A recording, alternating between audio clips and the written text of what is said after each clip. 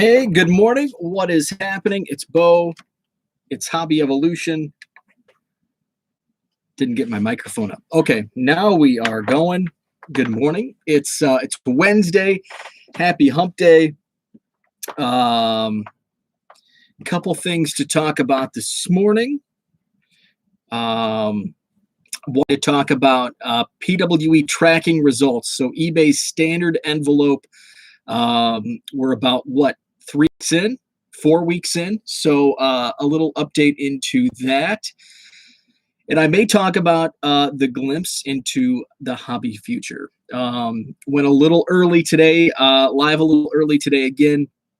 Been waking up early to do shipping.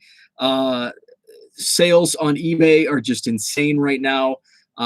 Partly due to 2021 tops, and it's just kind of the excitement that pitchers and catchers are reporting soon. And baseball season is almost upon us. So what's up, Dan? So the eBay sales are just absolutely insane right now. Just trying to keep my head above water in keeping up with everything. So with that, PWE tracking results have a nice sample. I've probably shipped out a couple hundred, and to date, I've only had a couple issues surrounding messages. Early on, the first few days, we saw a lot of complaints and messages. People were not receiving the packages, the envelopes, when they were marked delivered. So they would be marked delivered, and then they would actually be delivered the next day or maybe even 2 days later. And surprisingly, I had not had that occur, anybody reach out to me until yesterday. So about 3 weeks into the program, I'm surprised it did not happen sooner. I was expecting it, and I know there'll be more. So what happens are, and somebody explained it because they use it in a different fashion. It's called like barcode tracking or something to that effect. What's up, Zach? Good morning.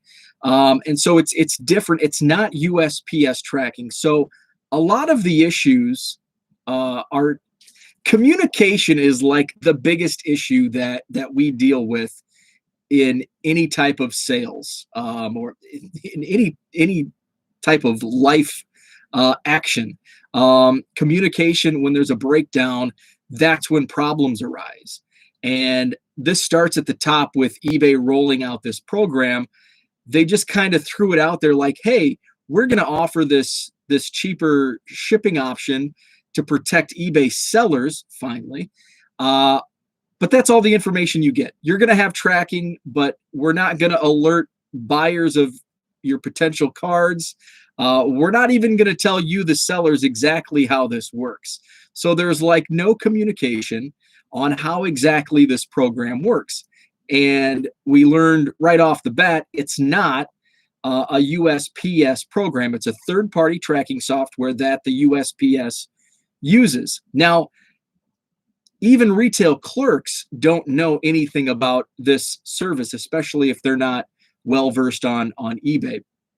And let me tell you, I'm going to preface this with my personal thoughts. My local post office, the clerks there are awesome, and I enjoy. It's actually kind of a bummer that I do all of my shipping postage through PayPal Ship Now and eBay, because in many cases you get to know your retail clerks. So I really enjoy talking with the retail clerks at my local post office, and they're great. However, in the grand scheme, it's like the Wild West with post office clerks. Some will upcharge you 10 cents or 20 cents, whatever, for non-machinable, but yet another, their partner next to them at the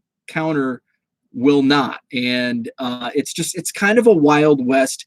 And in many cases, the retail clerks will, I don't want to say not know what's going on, but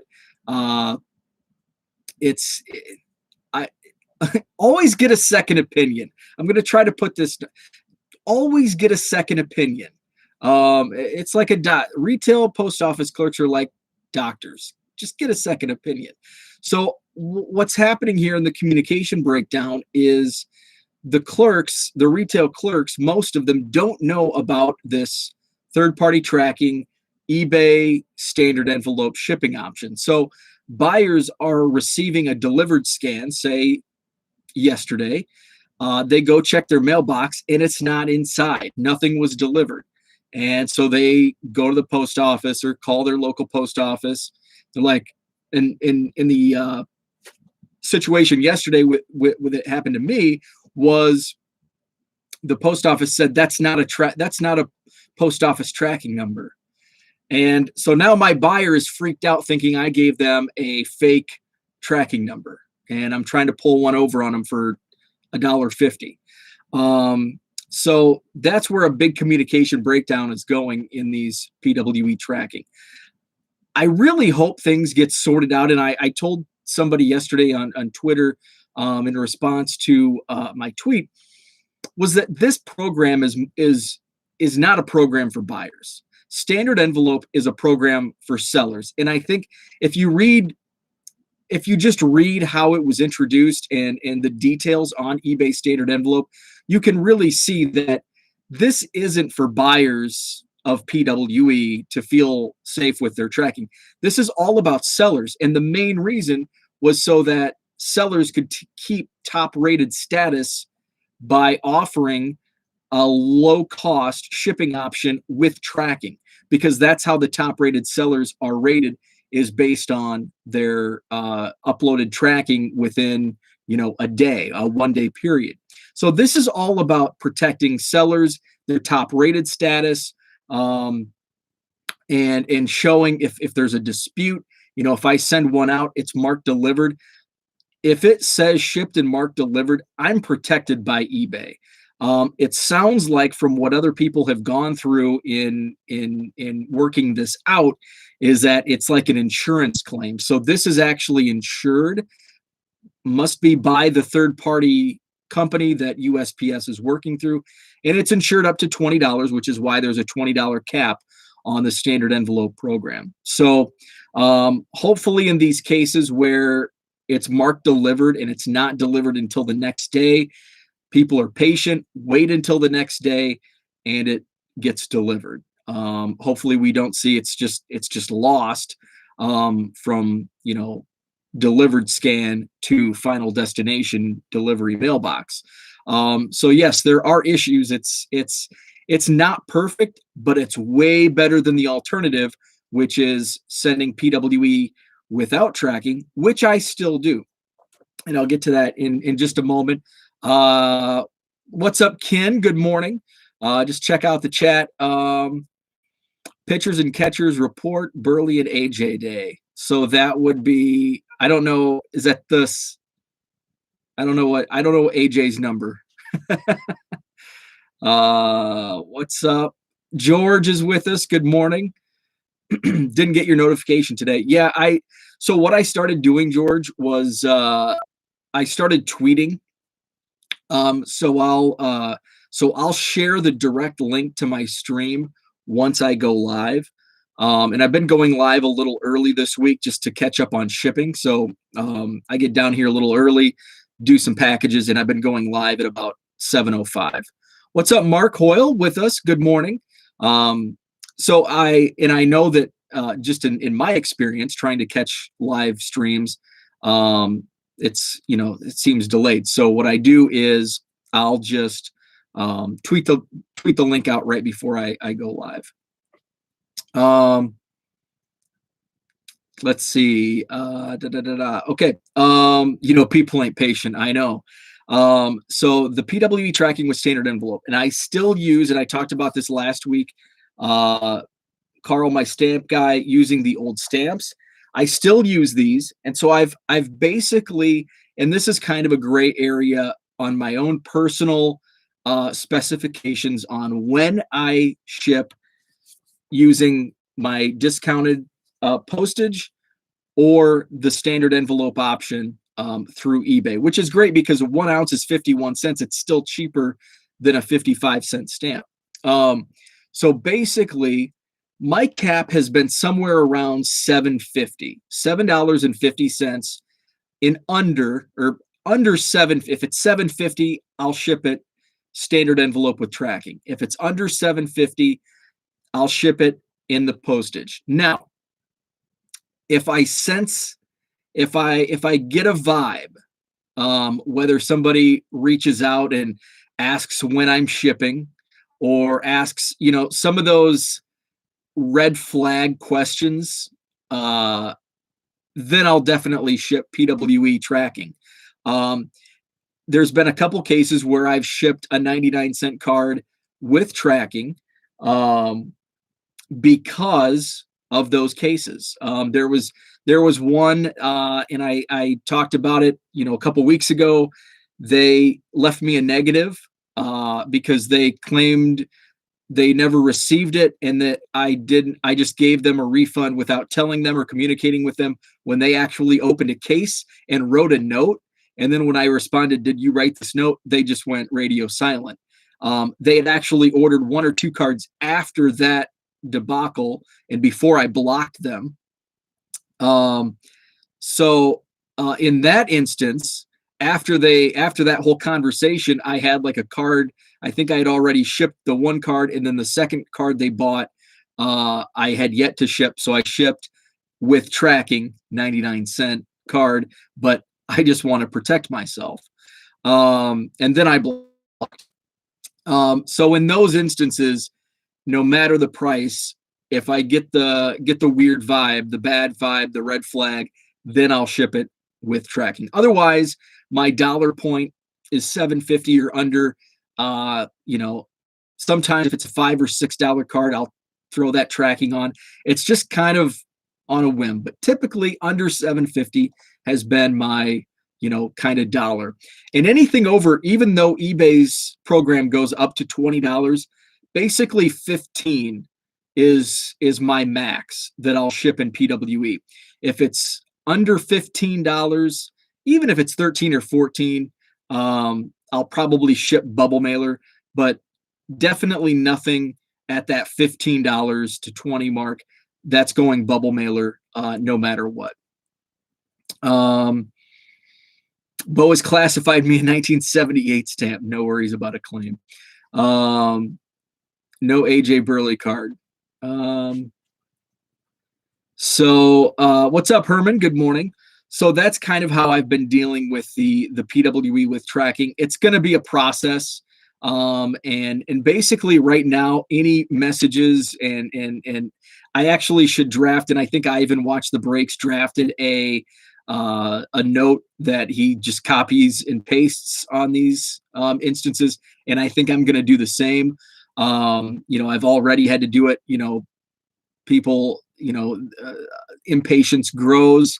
Not only are we slow with mail delivery, with all that's, been going on the last couple of months, but now we throw a nationwide ice and snowstorm at every corner of the country, minus Florida, it seems. And I'm sure Northern Florida is probably seeing some of this weather. So I know I've got a package that's been sitting in Houston since I think Friday. And I know Houston has been ravaged by this. I have a client in El Paso, Texas, that is now on day 2 without electricity. Even El Paso, Texas has been hit by this winter storm. It's just absolutely insane what's going on around the country weather-wise. Herman, I feel like I need to go back and listen. Yeah, so Herman, basically what I talked about was PWE tracking. I touched on the issue that you had. Actually, yesterday was the first time I had received a message. Surprisingly, I thought I would have had it a lot sooner, where it was delivered. The envelope was actually marked delivered yesterday, but the guy said it wasn't in his mailbox. I gave him the spiel. It's a third-party tracking software. It's likely going to be in your mailbox tomorrow. They claim they called the post office and said it wasn't a real tracking number, which I hate it when that happens. And it's essentially all communication breakdown, and it starts at the top with eBay. They did a terrible job communicating this to both buyers and sellers in how the process actually works. And there still isn't an answer. I wish eBay would come out with a note to at least a note to sellers to explain the process so we can pass it along to our buyers. Yeah, I have not. I think he tweeted. I think Brad tweeted a couple times yesterday. I think he sent out a picture. It was game night last night, and I think he said he was like 30 minutes with power, 40 minutes without power.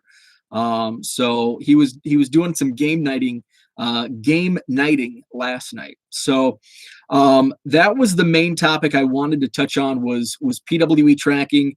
Herm and I also talked about like my dollar amounts. It's kind of a gray area for how I specify what's going out, whether I'm still using the old postage system or the tracking, and then when I go to Bubble Mailer. So with that said, more people are getting power. Well, that's good. That's good. You know, the crazy thing is, here in Wisconsin, and I know Zach was hit with a snowstorm, but here in Madison, we saw nothing. Actually, I take that back. We did see a dusting of snow overnight. What's today, Wednesday? So Monday night into Tuesday, we saw maybe a quarter inch. It was just enough to powder the driveway, basically. So we had like no snow. We're still experiencing the extreme cold, but it sounds like a break is coming today or tomorrow.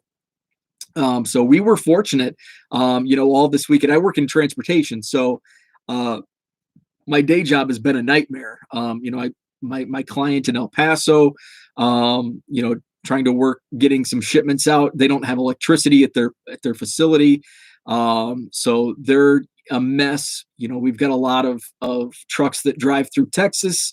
Obviously, they're not making it through very well. Chicagoland got just absolutely hammered this week with a snowstorm. So my day job has been a little stressful. Ken said you tweeted at him an hour or so ago, haven't received. He does sleep in. I think he sleeps in till an hour ago he might have been up, because I know that he started recently waking up to catch the show. Otherwise he wasn't making it to the new show. Texas is the new North. Texas is the new Wisconsin. So wanted to touch on that. And I think that's about it. I'm gonna do I'll save the glimpse into the hobby future. It's already 7:25, so I'll save the glimpse into the hobby future. No, Texas isn't. I'll save glimpse into the hobby future. It's a topic that I keep pushing back, and it's like the more I push it back, the more timely it becomes. It'll be in the 50s this weekend here. The funny thing is, it's going to be it's going to be pretty close to that up here. Not close to 50. It's -2 right now. We're going to hit 39 next Tuesday. So that's going to feel like summer. Looks like we have one more day of -degree weather. Saturday 23, Sunday 32, but then Tuesday. Dan wants to hear a Cubs story. Oh man. It's kind of hard to pull out. Okay, I tell you what I'm going to do. I've got a stack of Cubs cards. And I'm going to just go through this stack of. Let's go through Brian's mail. So Brian is the director of Cub ticket sales for the Cubs, and he sent these season ticket holders that I showed off a couple days ago. So I'm going to go through and I'm going to share a story about one of these players. So Billy Williams, I've actually never met Billy, so I don't have any stories about Billy Williams. Albert Almora, I've met a few times at Kerry Wood's fundraiser. I saw him play in the Midwest League, but nothing story-worthy. Jason Hayward, nothing really story-worthy. Ben Zobrist, don't really have anything. This exercise is not going well. Yu Darvish, Kyle Schwarber, I don't really have anything about Cole Hamels. I actually got the only time that so the Cubs convention gives. I guess this is kind of a not a really good story. I don't. You've probably I've blogged about my Wilson Contreras story, and you've probably heard it a million times about meeting him in the Denny's parking lot. So Dan, if you haven't heard the Wilson Contreras Denny's story, I can share that. So let me know if you want to hear the Denny's Wilson Contreras story, because this Cole Hamels story. So Cole Hamels. So the Cubs convention has like a packet of like a goodie bag when you check in. So you check in on Fridays for the Cubs convention, and you get your hotel room, and then you go downstairs for the actual check-in. And so when you check in, they'll give you like a lanyard that you have to wear all weekend through the hotel that like provides you access to the convention. And then there's also a goodie bag with there's like a Cubs convention calendar. There's a pocket schedule. There's like coupons for pizza. Just a bunch of random stuff, and included. So you have heard that, Wilson. Okay, so I'll save it. So also in the goodie bag, there are vouchers for either $5 off the Cubs team store, which is in the convention, or if you're lucky, you get a pull tab. It's a pull tab, not a voucher, a pull tab. And if you're lucky, you'll get a autograph signing. So basically they have, I don't know, like 8 players that are on the vouchers for a free autograph. And they used to be like the big star players. Now they've kind of thrown in like current players that, it's kind of like you get a pull tab, and, up until about 3 years ago, if you got an autograph ticket, it was like, wow, this is awesome. And they'll sell for upwards of $300. And there's people all through the hotel with like sandwich boards. I'm buying Chris Bryant, Javi Baez, Wilson Contreras, trading for X, and it's a big deal. There's like Facebook groups where you can buy, sell, and trade your ticket vouchers for these free autograph sessions.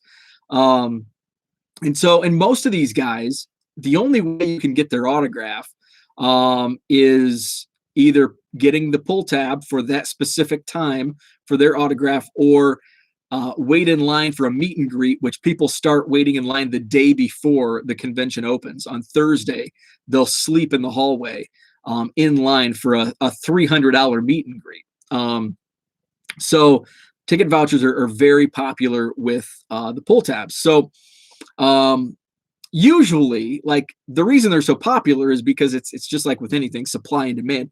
There's far more demand than there is supply on the actual ticket vouchers. So, and usually, like I said, they're big names: Chris Bryant, Javi Baez, Schwarber, Contreras, Cole Hamels, Yu Darvish, the big guys. And then Ryan Sandberg, Andre Dawson when they're there. So I've been going 7 years, I think, 6-7 years to the Cubs convention. And in 6 or 7 years, in a couple of those years, I've actually had 2 pull tabs because a buddy of mine will buy extra passes, Cubs convention passes. So we'll split, we'll each get 2 goodie bags. And there's a ticket voucher in each. So out of probably, let's even it out at 10. So out of 10 pull tabs, 9 times I've received the $5 off at the Cubs team store. But one time I actually pulled a Cole Hamels, and I did not have a Cole Hamels autographed baseball in my collection. So I was not looking to sell it. So I actually got in line, got a picture. It's basically at the tape like any signing, and you get your picture taken, like, leaning over the table. It's an awkward look. I hate those pictures, but I'm like, hey, I get the opportunity. I'm going to get an autographed baseball in an awkward looking photo with Cole Hamels. So that's my Cole Hamels story. I know it wasn't a good one, but that was my Cole Hamill story. I would love to talk about Konerko. He looks more like a Wednesday night softball player than an ALCS MVP. Zach, so and I hope that it happens this year. So I don't know if you've heard about it, and somebody that, and actually it's somebody that we followed each other on Twitter, Scooby McKay, and Scooby and I followed each other on Twitter, and we ended up meeting up at a Beloit Snappers South Bend Cubs game 2 summers ago. Hung out. He told me about this celebrity all-star softball game that was at Rosemont. And Zach, I don't know if you've heard about this, but it's a celebrity all-star softball tournament in the Larry Pogolski, and it's in his memory. So it's basically a fundraiser, and it's Cubs versus White Sox at Rosemont Stadium, the softball stadium. That's it's actually right across the interstate from where the National is in Rosemont, right across the street. And so I'm trying to think of White Sox. Joe Creedy played, Jermaine Dye. Gosh, who else? Dennis Lamp, going back to the 70s. Ozzie Guillen. So a bunch of recent White Sox and Cubs players. And so I went ahead and I got the VIP. So I was right behind home plate, second row behind home plate. So you get into the game, and with the VIP ticket, you get those great seats, and there's a post-game barbecue up in one of the suites, and the players come up and just hang out, and it's pretty packed. But I was able to meet Corey Patterson, Kyle Farnsworth, Antonio Alfonseca, Jerome Walton, Randy Hundley. Who else came up? There was a Vida Blue was there. Vida Blue came up. John Lieber. So a bunch of those guys came up, and it's so much fun. And right next to O'Hare, you can see the planes flying right over. You've not heard of it? You and Porter would have an absolute blast. You get autographs. It's an absolute fun time. They do a home run derby beforehand. And I think Joe Creedy actually won the home run derby. I did a blog. Zach, I'll tweet the link to the blog after the show. And Dan, this was Mark Burley was not playing. But they did this in 2019. So this was in August or September of 2019. Carlos Zambrano was in it. I'm trying to think of what Dan, I'll tag you in this. You're a White Sox guy. I'll tag you in this as well. So I'll tag you in the blog, but it was a lot of fun. Ozzie Guillen actually came up, and he signed autographs on the concourse. He just set up a table and he was signing for everybody. So I got Ozzie Guillen's autograph, and I think I gave it away. I gave it to a White Sox fan on Twitter, because I ended up with 4 White Sox autographed baseballs. And then a week later, it's I don't collect autographed baseballs of other teams, not the Cubs. So I ended up, I gave away the Guillen. I think I traded a Jermaine Dye. Dan Pasqua was there. Because I got Dan Pasqua's autograph, and then I'm trying to think. Carl Everett. I got Carl Everett's autograph, and then there was one other, a pitcher, and he might have been on the 05 team, and I can't think of who it was. Not a big name, but he played in the 2000s. Zach, Bears and Hawks. I think Chris Chelios was supposed to play, but I don't think Chelios made it. And there were a couple Bears.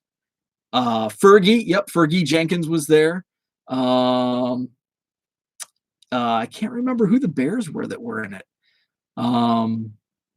But but yeah, it was a fun time. I'll tag that blog post. So that's what I had for today. Good chat. Thanks, Dan, for bringing that up. See, so my Cole Hamill story somehow, actually no, it was Zach's comment about Canerco and softball. Yeah, Jerome Walton was there, so it was a lot of fun. It was good stuff. So that's it for today. Appreciate it. Back tomorrow, and I'll get once I get settled in upstairs, I will get that link and I'll tag you guys in that link. So thanks so much. Have a great Wednesday. And Cliff Polite, I don't know if he was there or not. He may have been there. I'll check that out. But have a great Wednesday, and I will see you tomorrow.